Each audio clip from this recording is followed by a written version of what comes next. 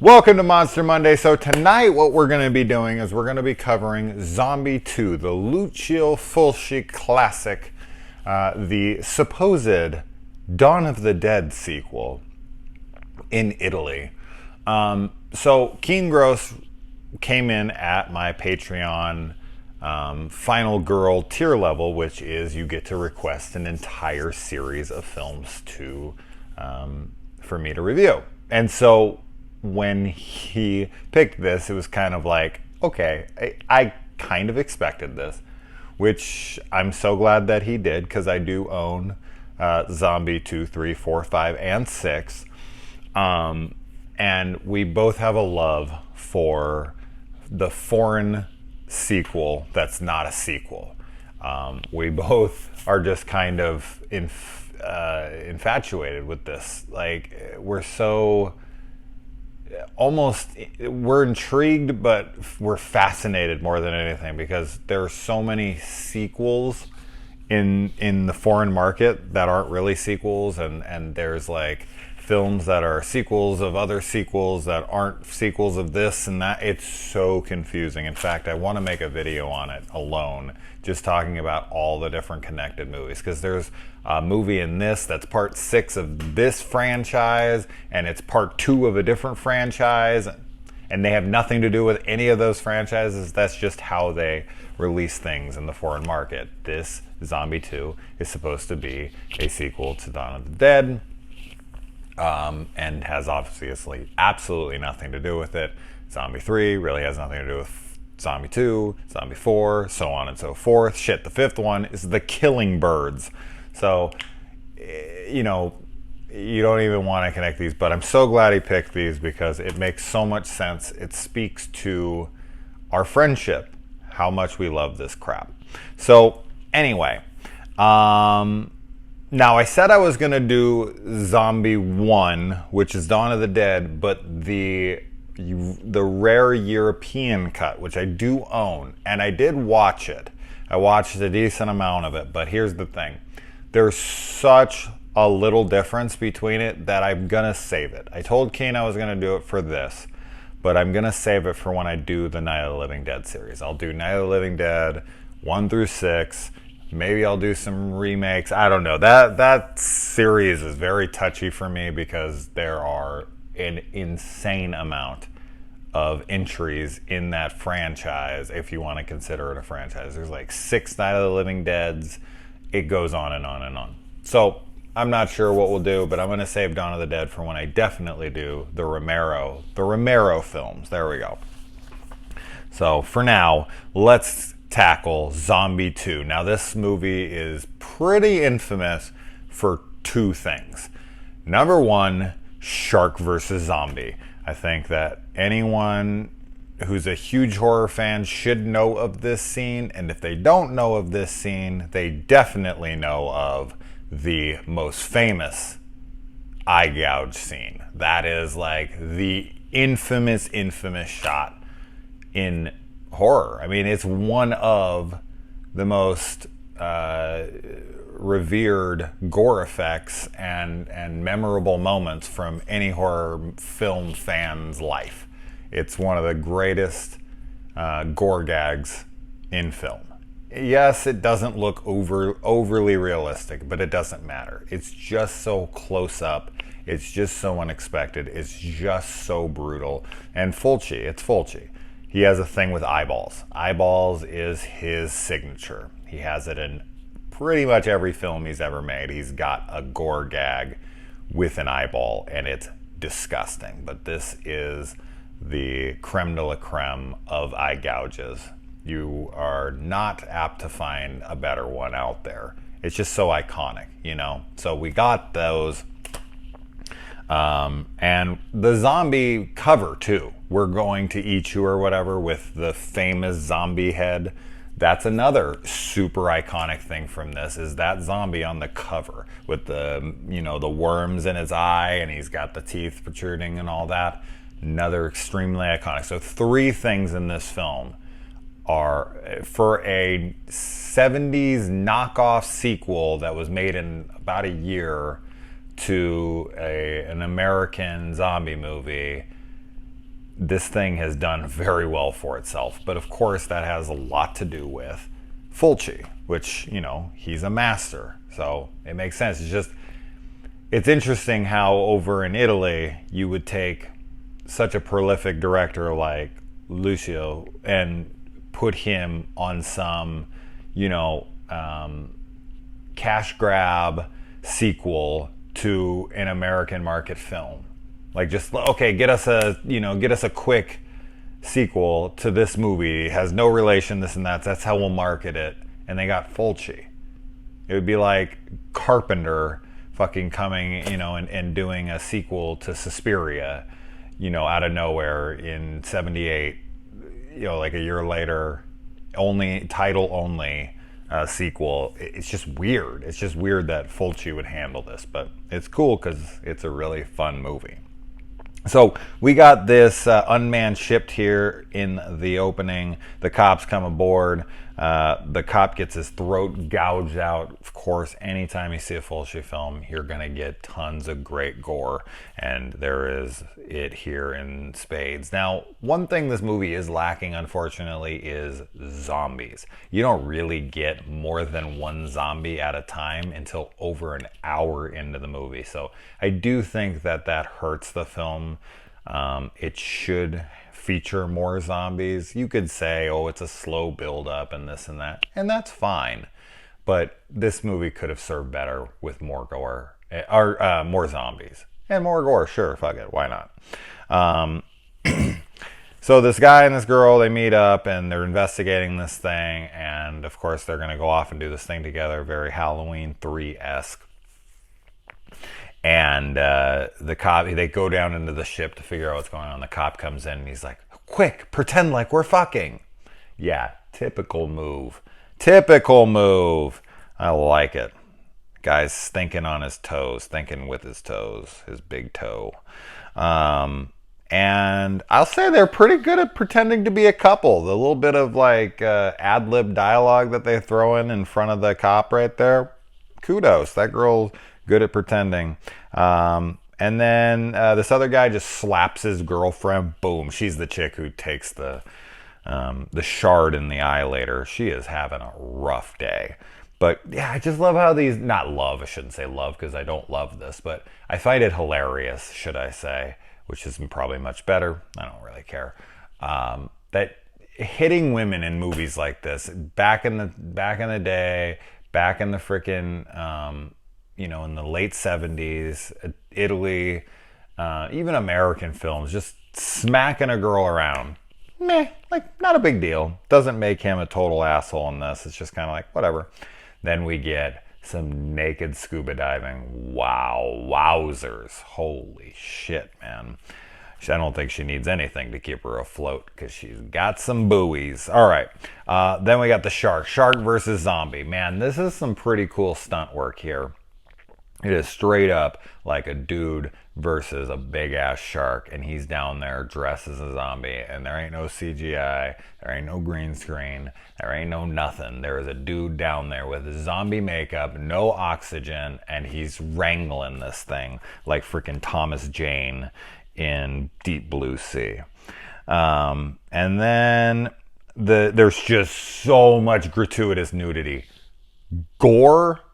Fantastic gore, not extremely realistic. I don't care. Fucking awesome gore, awesome tits, tons of it. I mean, just throwing them at the screen completely unwarranted. I don't care. It's awesome, and they linger on them. See, that's a big difference between like Italian cinema and American cinema. They'll show tits in American cinema, but it's for like a second or two, and then they come back to like the classy shot right above the tits. Not Italian cinema, man. They stay centered like right on like the belly button, and they just show them full out. It's like, we're going to show them, we're going to get our money's worth. You're going to get mileage out of these things. And I love how in movies like this, and tons of movies that want to show tits and just are there, the camera can't ever just come inside the shower with them.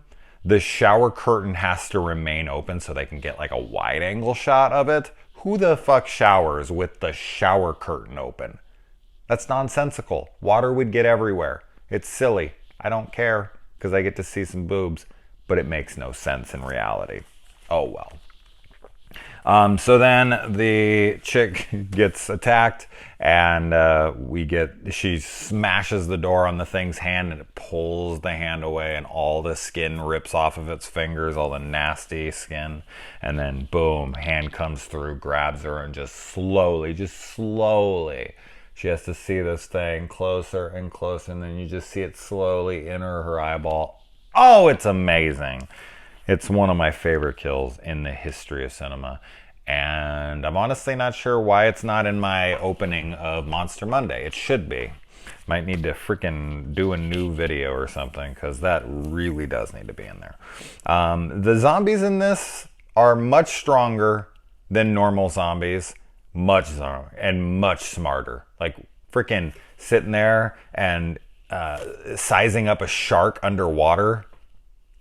Like, these zombies are much more intelligent. And then we get to see that chick who got her eye, get her whole body is being eaten by these things. Oh man, they're just ripping her apart. It's good stuff. And then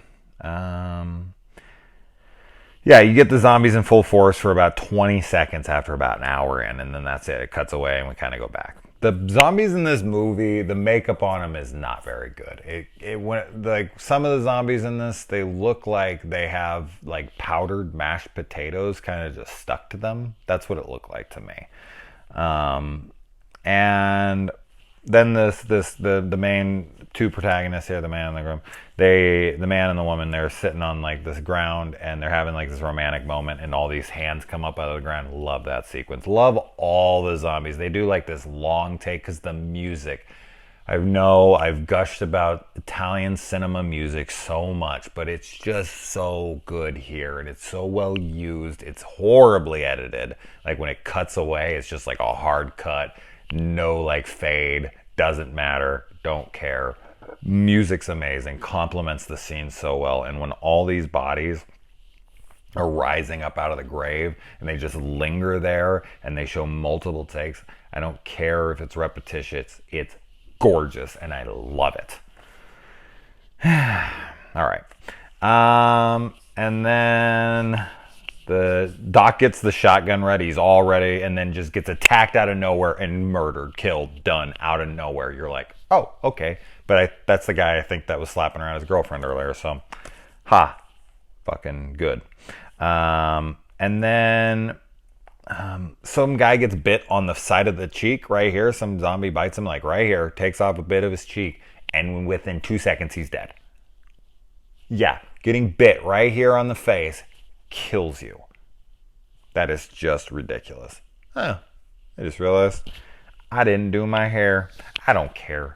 It's just for Kean. I don't gotta look pretty for Kean. All right.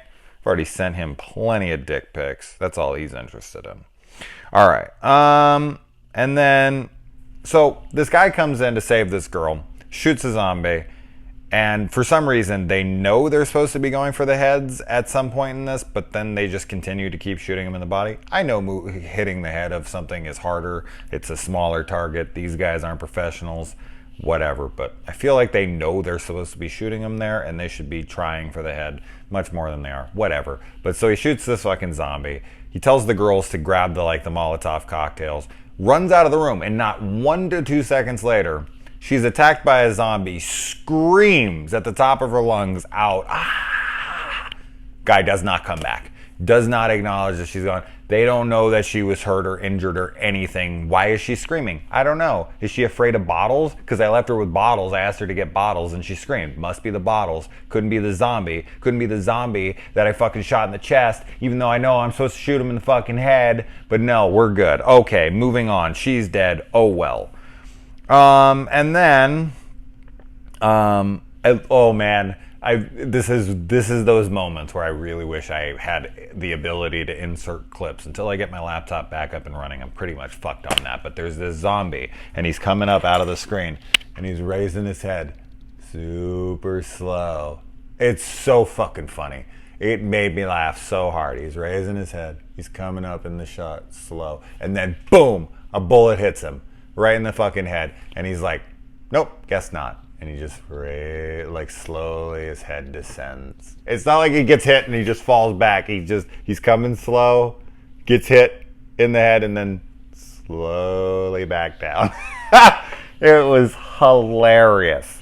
I don't know why he would slowly go back down, but man, I loved it. He's like, nope, not today, I guess. And then they're throwing Molotov cocktails at the feet of them inside the house that they're currently in, burning the place down. I don't know, maybe throw it at the zombies so it hits their bodies and explodes and completely goes all over them. Get them out of the house. I mean, that's just, just throwing it out there. You never know. And then Brian is bit, and they take him because they want proof of what happened. Otherwise, everyone's going to think they're... So, but she says, no way, but men rule at this time. So he's like, my vote trumps yours because I have a penis. We're taking him.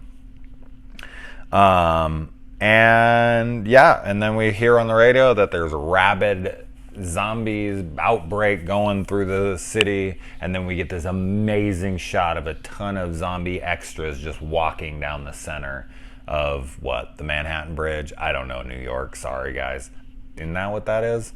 Could be wrong, but this big long bridge with a walkway down the center on the top, and they're just walking down, and this gorgeous shot of them all walking towards the city. I mean, that would just be a good lineup just to have the army sitting, or whoever at the end, and just blasting them all as they're slowly walking right off the thing. So it wouldn't be that good. It's just a beautiful shot. Great way to end this movie. Awesome pick, Kean. So I picked this for Monster Monday tonight, but I will be covering Zombie 3. I've already watched half of it very, very soon, probably tomorrow. But other than that, man, it's Father's Day for me. Right now, I'm recording this on Sunday. Right now, it just turned Sunday at like midnight, which is like an hour ago. So happy Father's Day to me. Happy patron request to you, Kean. If you guys want a patron request, you can pick a Slash Sunday, a Monster Monday. I have all sorts of tier levels. You can look in the description below, request something, let me know, and I'll tell you if I've done it, if I own it, if I can watch it, because man, I've had some people. Paul Shunk, he's coming to me. He's like, dude, I want you to do this. I'm like, dude, I can't find it. No fucking way. So he's got a great request, though. He just sent it to me right before I press play, and I very much look forward to reviewing the shit out of that movie because it has one of my favorite actors of all time in it, and the movie's amazing. To be continued. Adios.